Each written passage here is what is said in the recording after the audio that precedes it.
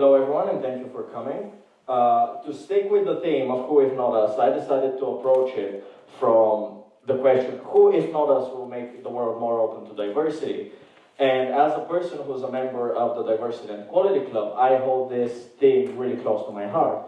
So I come from Bulgaria, which, as you can probably guess, isn't exactly the most accepting country when it comes to people that are perceived as other. Ridicule and jokes based on racial characteristics and sexual orientations were the norm as I was growing up, and for the most part, they still are from what I've seen. When I was younger, I had little exposure to queer people and people of different races because at the time, especially with regards to the LGBTQ community, I feel like it wasn't really safe for people to come out and say it like they are safer now. But also because a lot of stereotypes and opinions were perpetuated by the adults around me, be it my teachers, the parents of my friends, even my parents sometimes. So as I was growing up, I sort of assumed all the things I were told were the norm. However, I've also come to realize that those things shouldn't in fact be the norm. And furthermore, if we want change to happen, we cannot depend on the government or corporations to make that change happen, at least not because they think they should, but rather we should show them that if they don't, then there's going to be consequences. Now, I know that this is true because in January, there was a vote in Bulgaria with the government on whether or not domestic abuse should be criminalized, because as it stands currently, it is considered a domestic issue that should be resolved within the family and not something that is an actual crime. That vote ended with a no because it would go against the country's values and what the family is supposed to be like. However, on the other side of the country, at that same exact time, a woman actually was murdered by her husband in a domestic violence accident. So I just want to make this message that if we want change to happen, we shouldn't just sit down and wait and hope that something is going to change, but we should stand our ground and we should say, we want change and we want it to be tangible and we want it to happen now. So with the Diversity and Equality Club, we have organized many events to raise awareness, to help and support charities.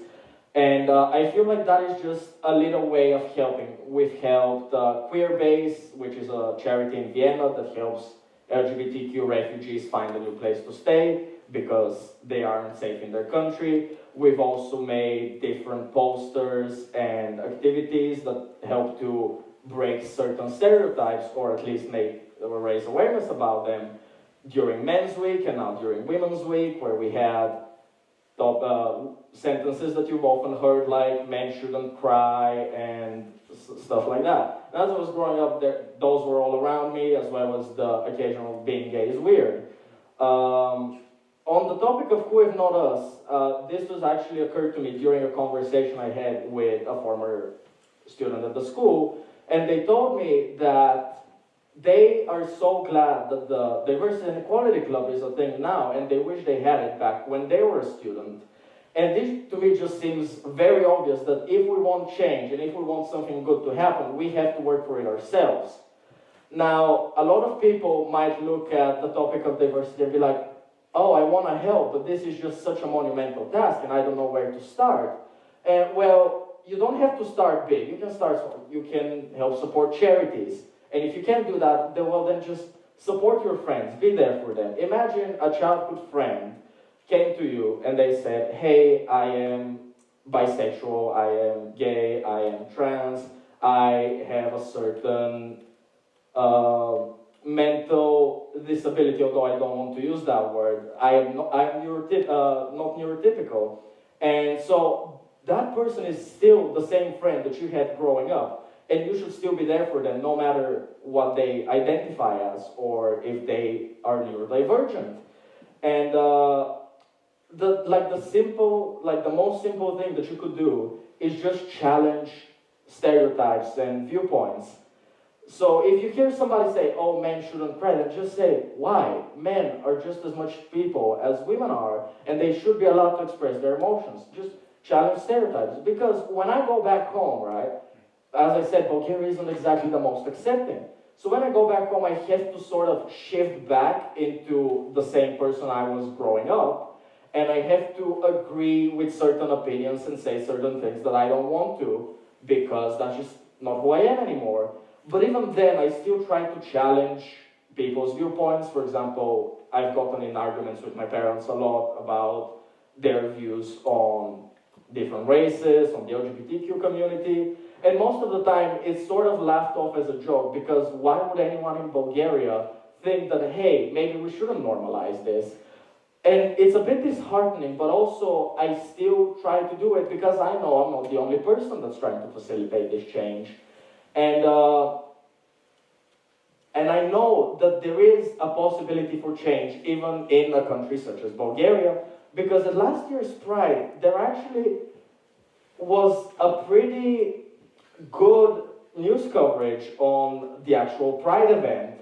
And from what I heard, there weren't any violent accidents and conflicts between the people at the event and people that think, oh no, we shouldn't have any gays around us. But the real reason why I came here to speak tonight is because I wanted to do for everyone that might see this what was once done for me. And I remember back in grade 9, I had this conversation with a classmate of mine. And although at the time I was slowly breaking away from the viewpoints that I held back in Bulgaria, and I was more open to the LGBTQ community, I still went, I don't want to see guys kissing on the street, which is that, you know, I am fine with gay people, but I don't want to see them anywhere. Like, this is not something I want to see on the street. And one of the teachers asked me, hey, why do you think that? Like, if you saw a girl and a boy making out on the street, would you be opposed to that? And to me, that was the first challenge that I had with my viewpoints. And I thought to myself, well, what is the difference actually? And so from then on, I decided, hey, maybe I don't want to be the way I was raised to be. And it just goes to show, as now I am here talking to you people about how you also shouldn't just go along with any harmful viewpoints that you might have held. It just goes to show that no matter where you came from, if you're willing to change, and if you're willing to challenge viewpoints that either you hold or anyone else you see holds, change is possible. And I just hope that tonight I managed to challenge a few people's viewpoints and help facilitate change to some extent. Thank you, everyone.